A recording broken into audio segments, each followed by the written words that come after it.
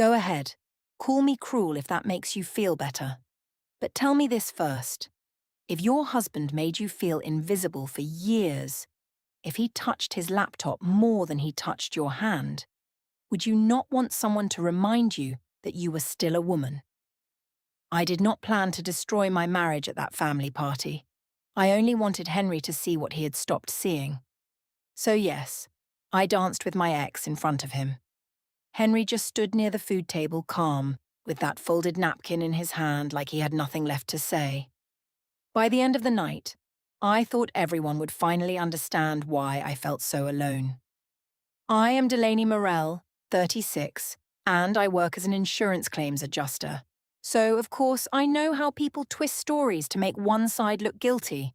But tell me this first. If your husband made you feel invisible for years, if he touched his laptop more than he touched your hand, would you not want someone to remind you that you were still a woman? I did not plan to ruin my marriage at that family party. I only wanted Henry to see what he had stopped seeing. He stood there with that folded white napkin in his hand, calm as ever, like he had nothing left to say. By the end of the night, I thought everyone would finally understand why I felt so alone. Our living room had become the quietest place in the house. Not peaceful. Quiet. There is a difference. Peace has warmth in it. Our house had the sound of Henry's laptop keys, Clara's pencil upstairs, and the dryer clicking at the end of another load I had folded by myself. Henry sat at the dining table with his accounting files open. He had a cup of coffee beside him and a white napkin folded into a little square near his hand. He kept touching the edge of it while he read numbers on the screen. 1 touch, 2, 3. I was on the couch with towels in my lap, waiting for him to notice I had stopped folding. He did not. I asked him if we were supposed to bring something to his cousin's birthday party that weekend. He said whatever I thought was fine without lifting his eyes. That was Henry's way. He believed agreement was love. He thought if he did not argue, he was being kind. I told him he had not heard a word I said. He looked up then, slow and tired, like I had pulled him out of deep water. He asked what changed between us, softly, carefully, like he was afraid one wrong word would make the room harder. That made me angrier. I told him nothing changed. I told him that was the problem. Every week was the same. Work, dinner, Clara's homework, bills, sleep. I told him I felt like his roommate with a wedding ring. He rubbed the folded napkin between his fingers and said he was working for our family. I said of course he was. Henry was always working for our family. He just never seemed to be living inside it. That landed. I saw it. His face moved in one small place near his mouth. For a second, I remembered the Henry I married. When Clara was a baby and got sick, he stayed awake 3 nights in a row checking her fever. He set alarms every 20 minutes. He learned the exact sound of her breathing when it changed. He sent me to bed because I had work early, and when I woke up, he was asleep in the nursery chair with Clara against his chest. He was not a bad man. That is why the story is hard to tell cleanly. He was steady, loyal, useful in every way a woman is told to be grateful for. Every Friday for years he brought home the same soup from the place I liked near the office, even when he was exhausted, even when I forgot to say thank you. But after years of being cared for quietly, I started to feel like a lamp he remembered to switch on and off. That night, my phone buzzed on the couch. Derek Vale. I had not seen that name in years before he found me online 3 months earlier. College boyfriend. Big smile. Too much confidence. The kind of man who made every sentence sound like a private invitation. He had asked if I would be at the party. I told Henry it was Jenna. My sister texted me often enough for the lie to sound easy. Henry looked at the phone, then at me. He asked if Derek would be there. I told him I did not know. I also told him it was strange that he cared. He folded the napkin again, slower this time, and said he was only asking. Only asking. That was the kind of thing Henry said when he wanted to avoid sounding jealous. I wanted him jealous, not dangerous. Not loud, just awake. I stood and carried the towels upstairs. In the hallway mirror, I paused and looked at myself. My hair was loose. My face looked tired. My body still looked good, even if my husband needed a calendar invite to notice it. Derek messaged again. He said he hoped I would wear something red. I did not answer right away. I let the phone sit in my hand and let the words do what Henry's silence never did. Then I opened my closet. I bought the red dress during lunch the next day. I told myself it was not for Derek. Of course I told myself that. A woman is allowed to buy a dress without making it evidence. A woman is allowed to want to look alive. That was my word that week. Alive.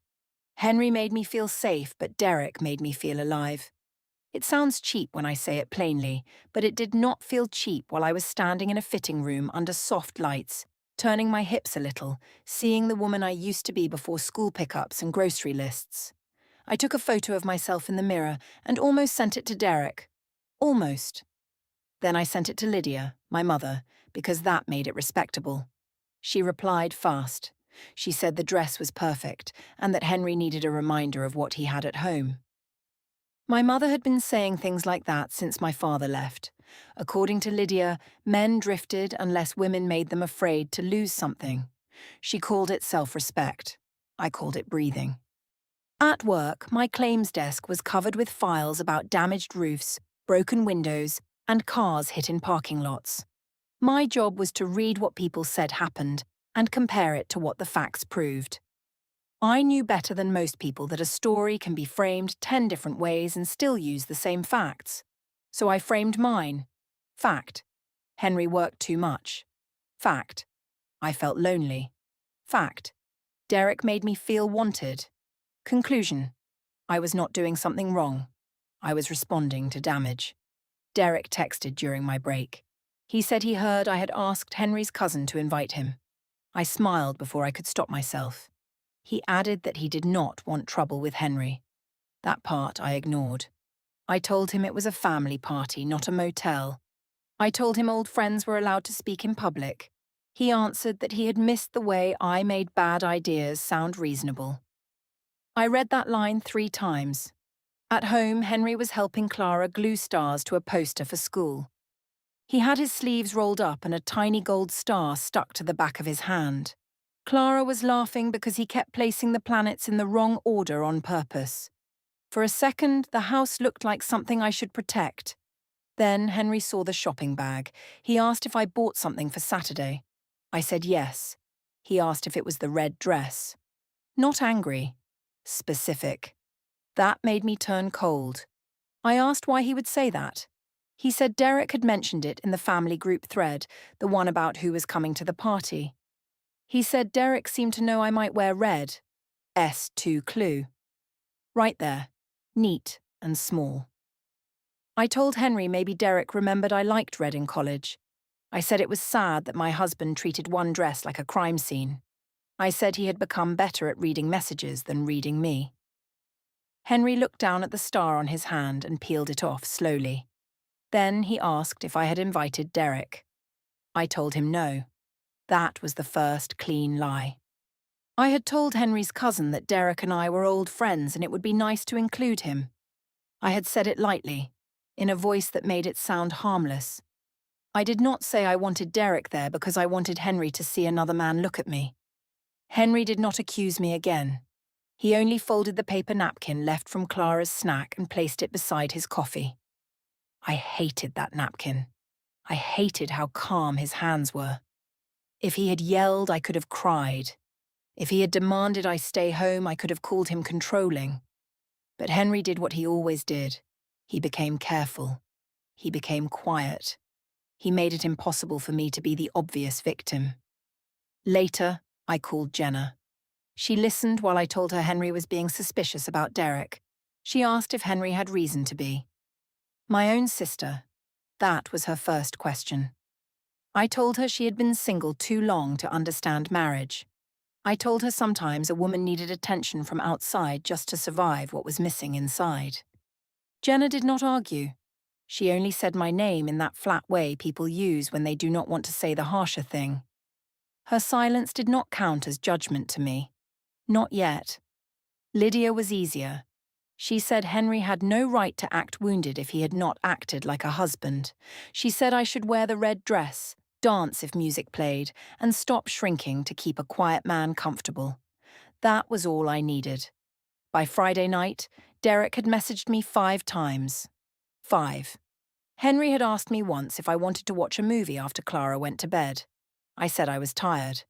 That was true, but not the whole truth. I did not want a movie. I wanted pursuit. I wanted heat.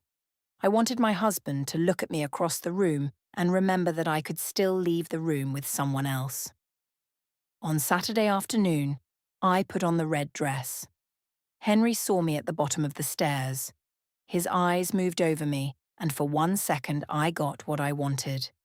He noticed. Then Clara ran between us asking where her shoes were, and the moment broke. Henry told me I looked nice. Nice. Not stunning. Not beautiful. Not the kind of word Derek would use. Nice. I smiled and told him thank you because Clara was watching. Inside, I made a decision. If Henry could only offer nice, he would get to watch what desired looked like. The community centre smelled like warm punch and old carpet. Henry's family had decorated it with blue streamers, balloons, and a banner for his cousin's birthday. Folding tables lined the wall. Someone had brought too much potato salad.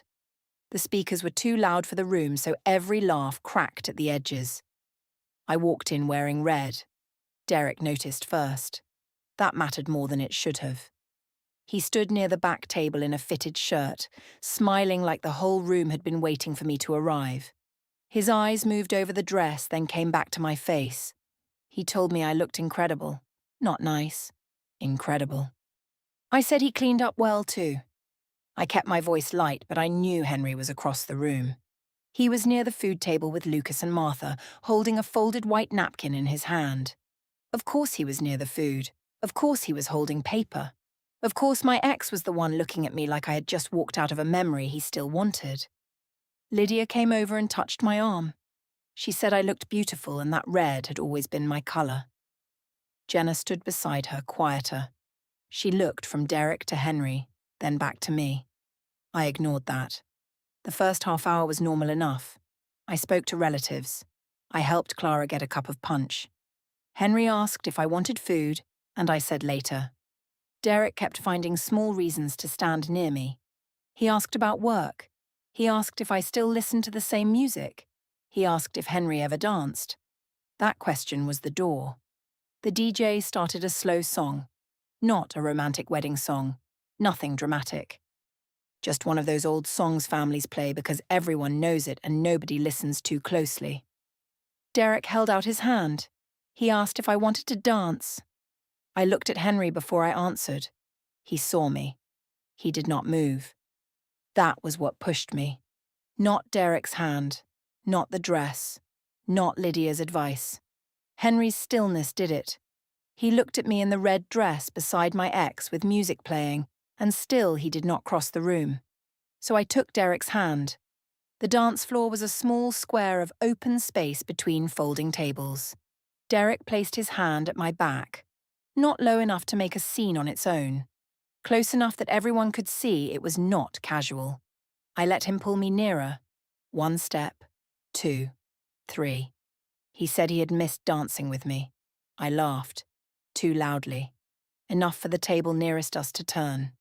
Then I said, Henry never danced with me anymore. I said at least someone here knew how to make a woman feel desired. The words carried. I wanted them to. Martha's face changed first. Lucas stopped talking. Jenna walked toward me with her mouth tight. Lydia gave a small laugh, the kind meant to make a rude thing sound playful. Henry stayed by the food table. The napkin was in his hand. He smoothed it once with his thumb. That little motion made me crueler. Jenna reached the edge of the floor and asked what I was doing. She kept her voice low. I told her I was having fun. I asked if she remembered fun, or if everyone in this family had filed it away with Henry's tax forms. Derek smiled, but less than before. That should have told me something. Henry walked toward us when the song ended. He did not grab me. He did not glare at Derek. He only asked if I wanted to step outside and talk. Quiet debrief. No volume. No public fuel. I told him he was embarrassing himself. I said this was a birthday party, not an interrogation. I said maybe if he had danced with his wife once in the last year, another man would not have had to do it for him. People heard that too. I made sure. Henry looked at me for a long second. Real sadness moved across his face. Not anger, not weakness. Something tired and plain. I covered it fast. I told myself he was sad because the room had seen the truth. He turned away. Before he left, he placed the folded napkin beside Martha's plate. She looked at it, then at him. Lucas followed Henry toward the exit. S3 clue. I read it as surrender. A sad little man leaving a sad little napkin with his mother because he could not handle seeing his wife desired. So I danced again. Yes, I did. Derek asked if I was sure. His voice had lost some of its shine. I said I was more than sure. I said I was tired of living like Henry's quiet was holy and my loneliness was childish. The second dance felt different. Not softer. Not better. The room had shifted. People were whispering now. A few women looked away. Jenna left the dance floor area. Martha sat stiffly with the napkin beside her hand. Lydia still smiled, but her eyes kept going to the door Henry had used. I had wanted attention. I had it. When the song ended, I checked my phone. Henry had sent one message. He said we would talk tomorrow. No anger. No begging. No paragraph. Just that. Derek asked if everything was okay. I told him Henry was being dramatic. Derek said maybe we should cool things down for the rest of the night. That annoyed me. I told him he had been brave enough to ask me to dance, so he should not become careful now. He gave a weak laugh. Parallel men are like that. They want the glow, not the fire. I stayed another hour because leaving right after Henry would have looked like defeat. When Clara asked where her father went, I told her he was tired. She asked if he was tired because I danced with Derek. The punch cup in my hand bent slightly under my fingers. I told her adults had complicated feelings, and she should go find her cousin. That night when I came home, Henry was not in the bedroom. His pillow was gone. I found the guest room door closed.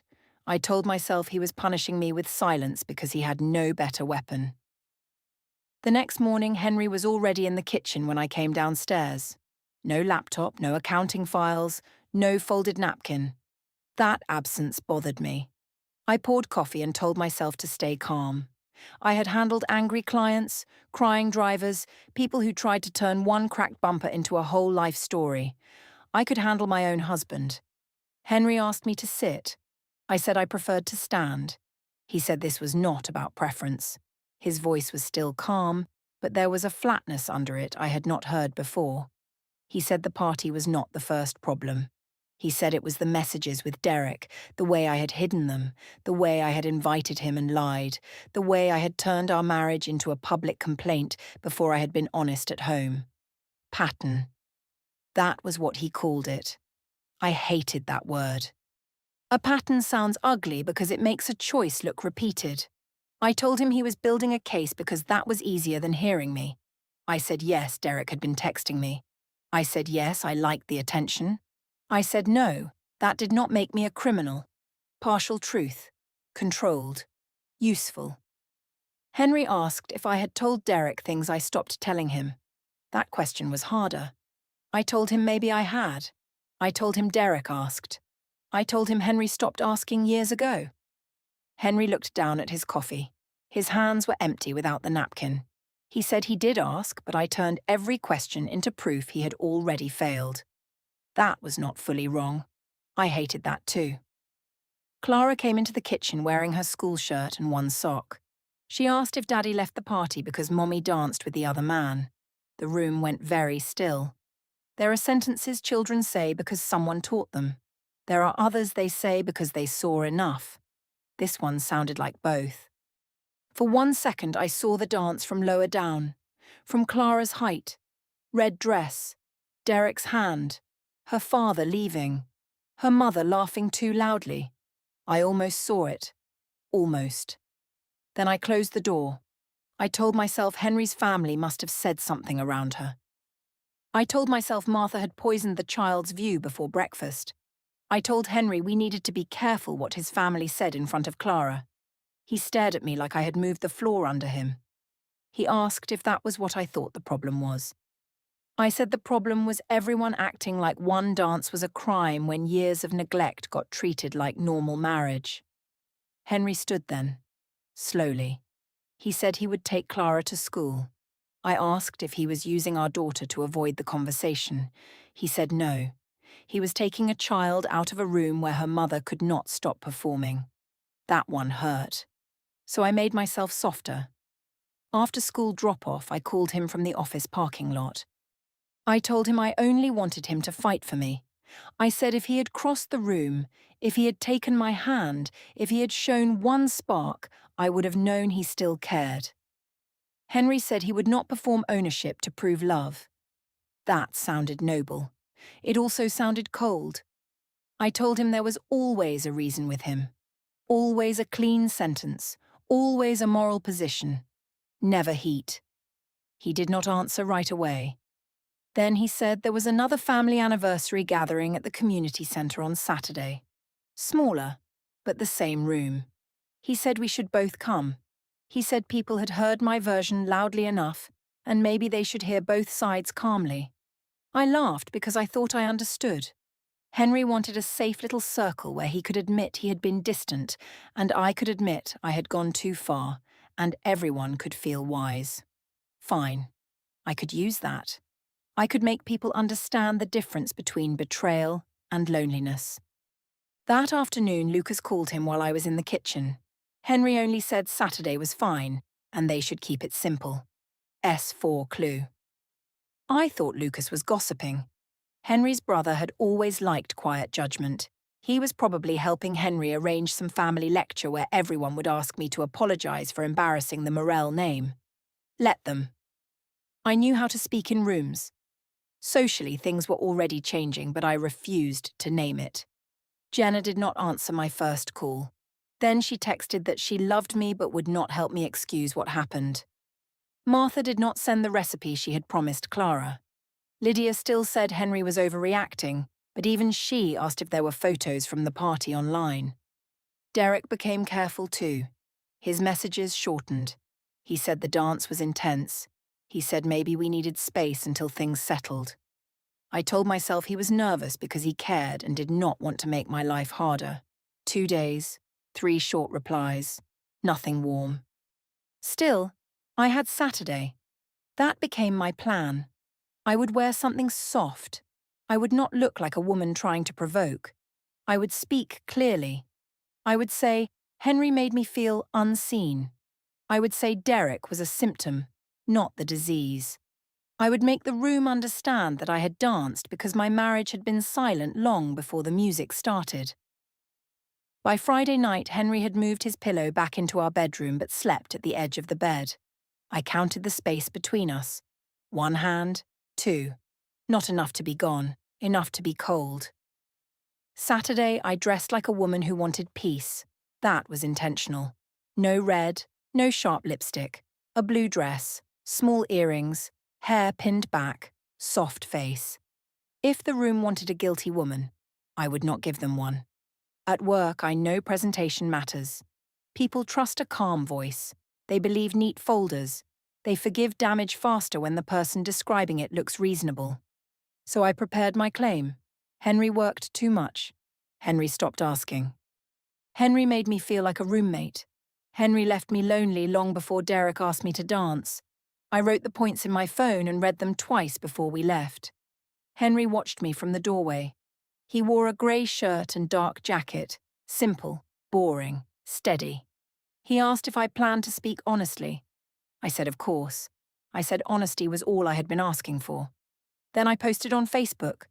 Sometimes the people closest to you make you feel the most alone, grateful for the ones who still see the real me. It got likes fast. Women from work, old school friends. One cousin on my side who never liked Henry. Little hearts and comments saying I deserved to be seen. Henry saw the post before we got in the car.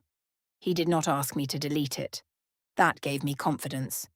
In the passenger seat, I told him he made me feel like a roommate, not a wife. I told him he worked for the family but stopped living inside it. I told him I had spent years trying to get his attention without begging for it. He kept both hands on the wheel. Then he said I was right about that part. Just like that. No defense. No argument. That should have softened me. Instead, it proved my point. I told him if he could admit it in the car, he could admit it in front of everyone. He said he would speak honestly at the gathering and decide what came after. I heard surrender. I heard a man finally ready to take some blame in public. Then he said he would handle things properly from now on. Not loudly. Not as a threat. But the sentence sat between us like a locked box. At the community centre, the anniversary gathering was smaller than the birthday party, but still full enough to matter. Same old carpet, same string lights, same folding tables. The room smelled like coffee and sugar cookies. Derek arrived late. He looked good, but he did not come straight to me. He nodded from near the door and went to get coffee. I told myself he was being respectful because people were watching. Lydia came in after us.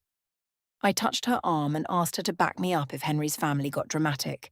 She looked toward Martha, then at me, and said she did not want to get dragged into Henry's family business. One sentence. Small. Huge.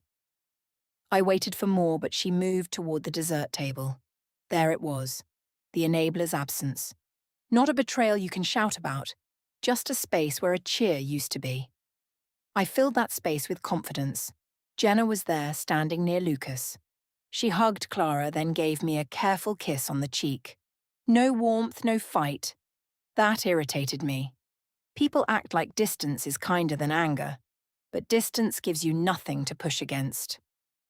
I began speaking to relatives in small circles. I told them the dance had looked bad, but it had come from a real place. I said Henry had not touched a dance floor with me in years. I said nobody wanted to discuss that because it was easier to blame the woman who finally reacted. A few people nodded, fewer than I expected. Henry stayed quiet. He greeted Derek. He greeted Lydia. He greeted Jenna. He did not avoid the party like a wounded man. That annoyed me most of all. S5 clue. His calm looked like final surrender to me. He knew he would have to admit fault, so he was acting dignified before the fall. Before dessert, I decided to speak. I did not ask permission. I stood near the table with the coffee urn and raised my voice enough for the closest people to turn. Then the next table turned. Then the room.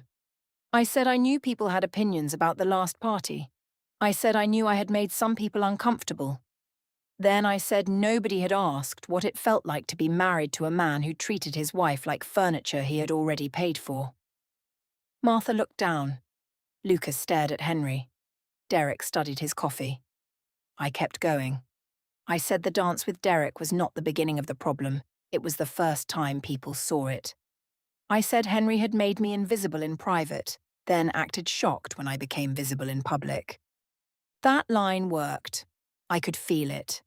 So I pushed. I said maybe if Henry had made me feel desired, another man's attention would not have mattered. I said maybe if he had danced with his wife, she would not have needed to remember what music felt like with someone else. Henry looked at the table. Beside his plate was a folded white napkin. He smoothed the edge once. I almost smiled. There it was again. Paper instead of passion. Calm instead of fire. I reached for Lydia with my eyes. She looked away. I looked toward Derek. He gave me nothing. Still, I believed I had the room. I believed Henry's silence meant he had no answer that would not make him look colder. I believed my pain had finally become too public to dismiss. Then Henry stood. He picked up the folded white napkin, set it flat beside his glass, and looked around the room. He said everyone had heard my version. Then he said it was time they heard the part I kept leaving out. Henry stood at the anniversary table with the folded white napkin beside his hand. Same community centre, same string lights, same old carpet under my shoes. The room went quiet in a way the living room never had. Not empty quiet, watching quiet. I kept my hand on the back of a chair and smiled because people were still looking at me. Attention was attention, and I knew how to hold it. Henry smiled too. Not warm, not cruel, calm. That was when the napkin changed. I saw it all at once and still did not want to see it. The napkin at our dinner table when he asked what changed. The napkin after Derek's name came up. The napkin in his hand while I danced. The napkin he gave his mother before leaving the party. The napkin now flat beside his glass. I had called it weakness. It was control. Henry said he would not deny that he worked too much. He said I was right that he had made love too practical. He said he had failed to make me feel chosen in ways I could hear. For 1 second, I thought he was giving me what I wanted. Then he said loneliness did not make lying honest. No one moved. Henry said I told people the dance was one desperate moment, but Derek had been in our marriage for months. He said I had pushed for Derek to be invited, then denied it. He said I had told my sister it was harmless, told my mother it was empowerment, told Derek I missed being wanted, and told him he was paranoid for noticing. He did not pull out a dramatic folder. He did not need one. That was the horrible part. The room already knew. Lucas knew because he had seen the party planning thread, and Henry had asked him to keep the dates straight. Jenna knew because I had called her and tried to make her bless it. Martha knew because she heard what I said on the dance floor. Lydia knew because I sent her the photo of the red dress and she told me to make Henry remember what he had. Derek knew because he had been part of it until the cost reached him. The hidden architecture was not a secret trap. It was the true story, told quietly before I could decorate it. Henry named the clues cleanly. The first napkin was when he stopped arguing and started listening. Derek's invitation was already in the family thread. The dance did not need his anger because my words had witnesses. Lucas's calls were not gossip. They were Henry making sure nobody had to guess. His calm on Saturday was not surrender. It was the last chance for me to tell the truth without a room doing it for me. My fingers pressed harder into the chair. I said he was making private pain public. Jenna answered before he did. She said I had made it public first, on the dance floor, and online. I looked at Lydia. My mother stared at the table. I looked at Derek. He stepped back. 1 step. Clear enough for everyone to see. He said he never told me to humiliate my husband. He said the messages were flirting, not a promise. He said he did not want to be part of ending a marriage. That was Derek. Desire without weight. Henry's legal line came flat and brief. He said a separation agreement draft and temporary housing arrangements would be sent through the proper channel on Monday. Then came the part no document could do. Housing. Henry moved into the guest room for 1 week. Then I took a short-term rental near my office. Finances. Our joint account became bills only, and I lost access to the extra family savings card. Social circle. Jenna stopped answering late-night calls, and Martha removed me from the family holiday chat. Conflict partner. Derek blocked me after 1 message saying he could not be blamed for my choices. Public reality. At work, my Facebook post became office gossip, and I was no longer the woman people pitied. 2 weeks later, I stood in the school pickup line alone. Clara came out holding Henry's hand because it was his day. She waved at me with her small purple backpack bouncing against her knees. Henry nodded once, not cold, not warm. Just finished. I still believe Henry let our marriage get too quiet. I still believe a wife should not have to beg to be touched, seen, or asked to dance. Of course I believe that. That part was real. But I wanted proof of desire so badly that I turned my husband's silence into a stage. I used my ex as a spotlight. I thought everyone would see a neglected woman finally choosing herself. They saw me. That was the punishment. The folded white napkins stayed on the community centre table after Henry left. I wanted everyone to see that I was still desirable, and they did, just not in the way I meant.